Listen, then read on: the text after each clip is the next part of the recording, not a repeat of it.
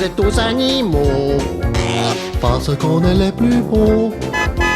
On est malin et farceur. On est les plus travailleurs. On est solide et costaud. On est rusé et sans peur. On est grand, on est haut. Bref, on est les meilleurs. Le monde est tous animaux. Partons aujourd'hui à la découverte d'un animal que l'on rencontre souvent dans nos livres d'école, mais que l'on ne connaît pourtant pas très bien, la courtilière.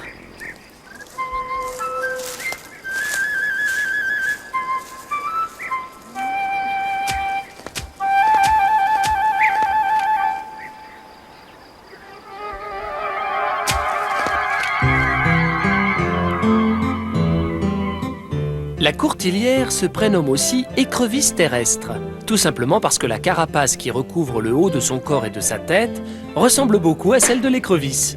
Mais la courtilière porte également le drôle de nom de taupe grillon. N'ayez crainte, ce n'est pas pour autant qu'elle a une maman taupe et un papa grillon. Il s'agit simplement d'une espèce de grillon particulièrement grande, puisqu'elle peut atteindre 5 cm. La courtilière appartient donc à l'ordre des orthoptères, dont font également partie les phasmes bâtons, principalement installés dans les régions méditerranéennes. Mais aussi les phasmes feuilles, véritables rois du cache-cache. Et enfin, notre chanteuse préférée, la grande sauterelle verte. La vie sous terre n'est pas faite pour déplaire à la courtilière, qui s'y adapte d'ailleurs particulièrement bien. Grâce à ses pattes de devant, véritable pelle mécanique, elle peut à son aise se déplacer sous terre.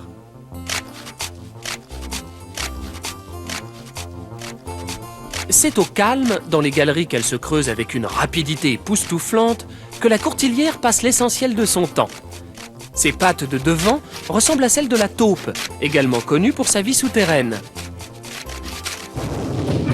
Malgré tout, elles ne sont pas vraiment amies, pour ne pas dire terriblement ennemies.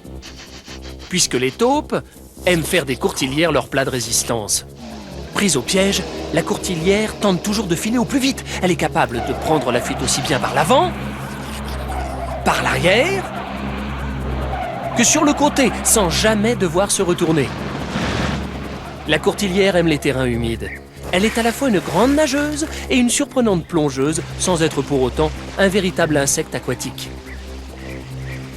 Il reste encore bien des choses à découvrir sur ce surprenant animal, mais ça, c'est une autre histoire.